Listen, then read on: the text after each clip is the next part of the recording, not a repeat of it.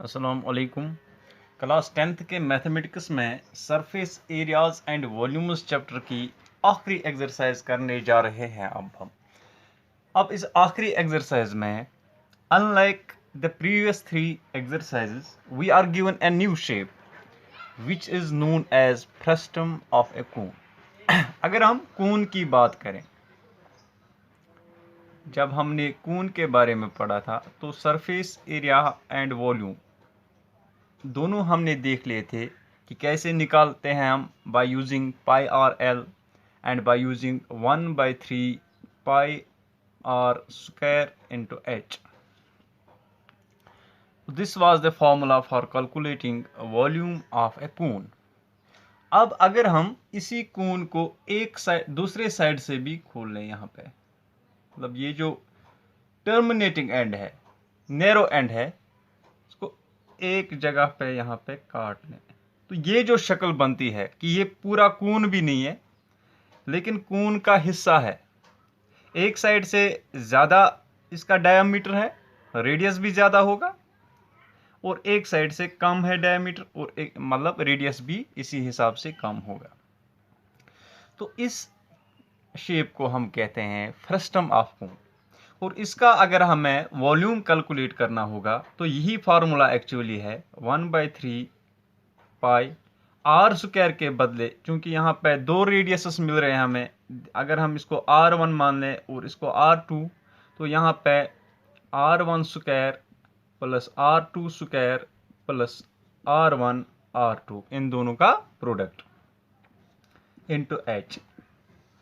तो इस हिसाब से हम इस एक्सरसाइज में देख लेंगे कि how to calculate the volume and also the surface area of given frustum of cons.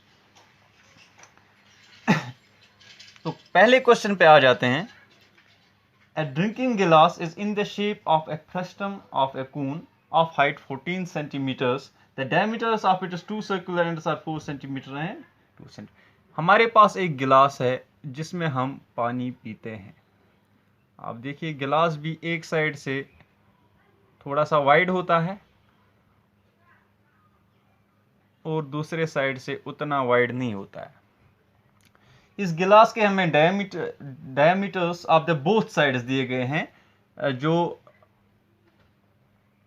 Upper surface है इसके भी हमें डायमेंशंस दिए गए हैं।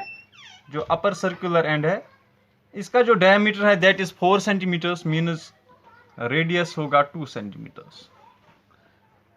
और जो बेस साइड में सर्कुलर एंड है इसका डायमीटर दिया गया है 2 centimetres, means its radius will be 1 centimetre. And also we are given height of the गिलास दैट इज 14 सेंटीमीटर्स।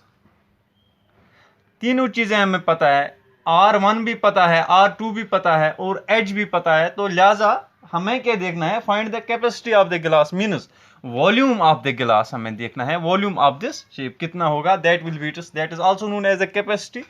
तो इस लिहाज से कोई दिक्कत नहीं आनी चाहिए हमें ऐसे क्वेश्चन सॉल्व करने में।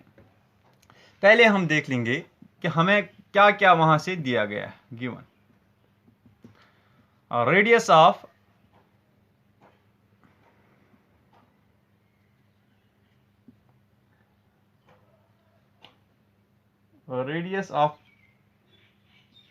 basal circular end, that will be equal to, let that be R2, क्योंकि हमारे पे दो रेडियस हमें दिए गए हैं, रेडियस दिए गए हैं, one on the upper side and one on the lower side. Let it be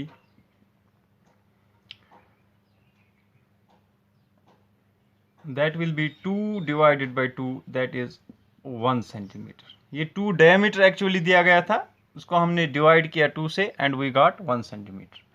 इसी तरह से और radius of open circular and, जो ऊपर का एंड जो ओपन रहता है गिलास में, circular end, that is R1 4/2 2 centimetres. उसका डायमीटर हमें दिया गया था how much 4 centimetres, means its radius will be 2 centimetres. अब इस हिसाब से और क्या हमें दिया गया है, हाइट ऑफ फ्रस्टम